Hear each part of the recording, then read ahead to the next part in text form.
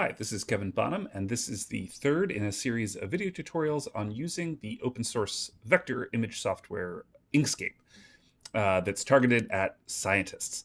So in the last video, I think I said that we're going to look at how to make some sort of complex shapes, but I thought actually I'd pause and take a moment to talk about the workspace of Inkscape and how to get it set up. And in case at any time there's a window or there's some tool that is appearing on my screen that isn't appearing on yours, or if your screen looks different than mine, I just wanted to sort of show how to find all of the different elements so that you can fix it and get it set up to your liking.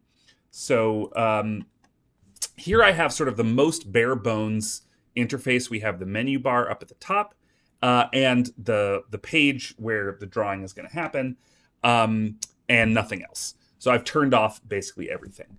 The first thing I want to mention is that I'm in full screen mode right now. Inkscape actually saves different workspaces depending on if you're full screen or you're not full screen. So if I come out of full screen mode here, you can see a bunch of things pop up all of a sudden that weren't there when I was in full screen mode. So this is kind of nice.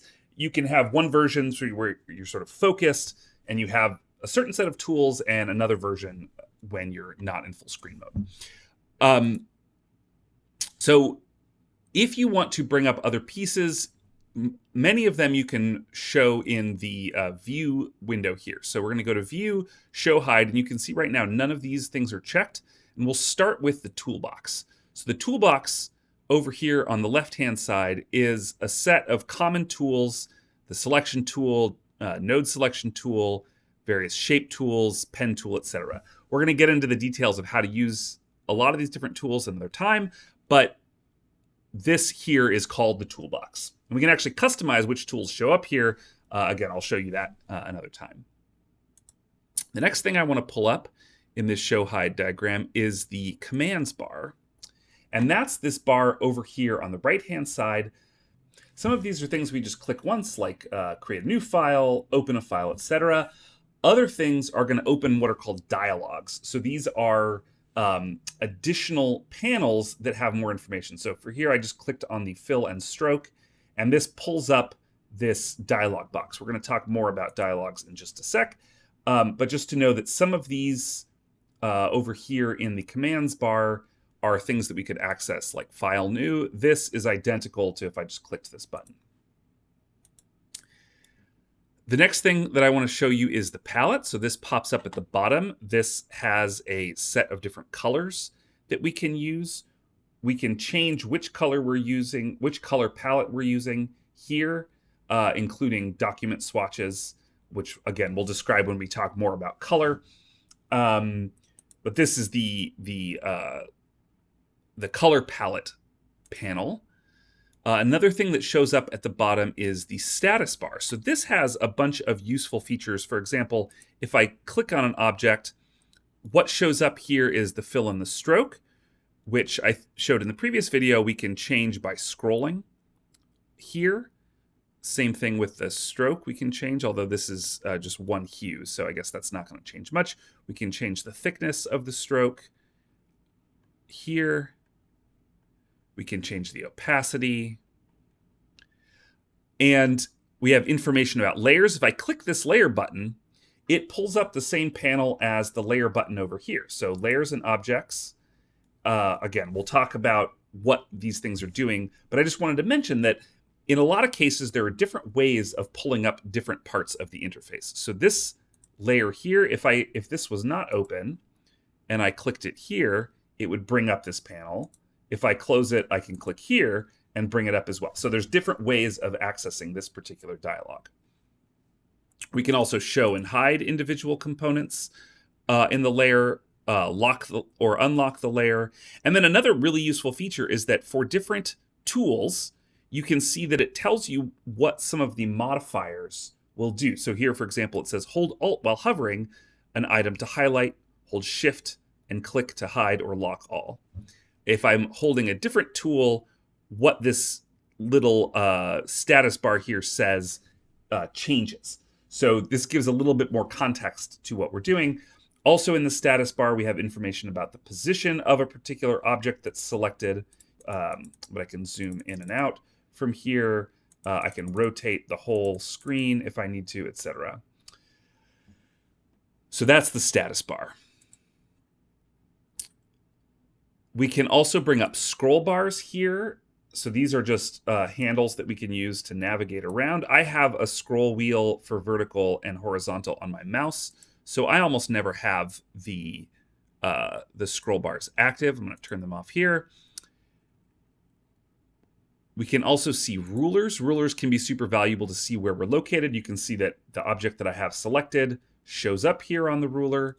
I can change the units of the ruler by right-clicking. I can pick centimeters for a ruler. I can also click and drag to get guides that can be useful for doing alignment. Again, we're going to get into the details of some of these things later, just showing you how to pull these things up if you want to be able to see them. The snap controls bar is just a tiny little thing up in the top here that controls how objects behave. So here you can see I'm sort of moving around very smoothly. If I click the snap thing, then it will snap to guides as well as to other objects. You can see it sort of jittering around to snap to various components. There's more options here about what things will snap to, including an advanced mode where we can say we want to snap to guides but not other objects, snap to bounding boxes, etc. All kinds of different options you can play with there if you want. The next thing to show is the tool controls bar. So this is a very useful contextual bar. I'm not going to get into any of the details about what these individual pieces do, other than to say, depending on which tool I've selected, you'll see what's up here in the context bar change. So if I don't have an object selected, you can see a lot of those things gray out because they're not relevant. If I click that, now I have a bunch of additional options. And if I'm selecting a different tool, the things that show up here change. And again, it matters whether I have something selected or not. If I have a shape object selected, you can see different sets of options, including fill and stroke. If I have the shape object, I can change whether I'm doing a star or a shape, how many corners, how much roundedness, etc. So for every individual tool, there might be different set of contextual options that show up here in the tool controls bar. So those are all the different things we can show from the show hide option. Then we have our dialogues. And like I said, there's a bunch of different dialogues that show up, and we can move those around depending on what works for our thing. So I'm going to pull up again this fill and stroke panel, as well as the alignment panel. So the first thing to show is that when I first pull these up, they're in different tabs in a single dialog. I can change the size of that dialog, including hiding it almost entirely. And that's what happens when I say show or hide dialogues here. It just collapses this bit here over into the sidebar. We can also move where these tabs show up. So for example, I can click and drag and pull this dialog out now, so it's in a different location in my windows, sort of hovering over everything. I can put it back in as a tab, or I can actually give it a separate space here, so that now you can see I have the align and the fill and stroke dialogues both visible at the same time. If you want to see all of the dialogues that are available, you can click on one of these little drop-down arrows on any dialog that you already have and pull up this panel here that shows all of the different dialogues that I have available. I'm not going to go through all of these right now. Again, you can do what you like. Just want to show that we can pull up different dialogues, put them either into tabs, floating, or we can sort of arrange where these dialogues go and have a bunch of different dialogues present at the same time. We can even, sometimes a little bit finicky, but we can sort of make multiple rows, or columns rather, of dialogues if we want to have more things. And if you have a big enough screen, you can sort of have a bunch of different dialogue tools available. And you can always show and hide those dialogues when you don't need them using keyboard shortcut, in my case, F12, or by clicking and dragging out these individual side panels here. Why is this one not coming out now? Oh, there we go. Okay, so that's the Inkscape workspace.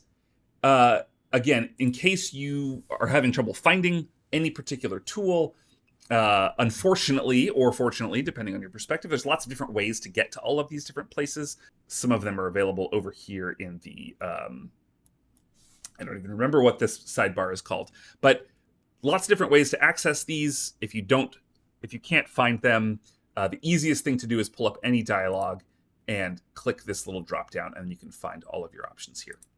All right, so in the next video for real, we're going to talk about making some more complex shapes. So I'll see you in the next one.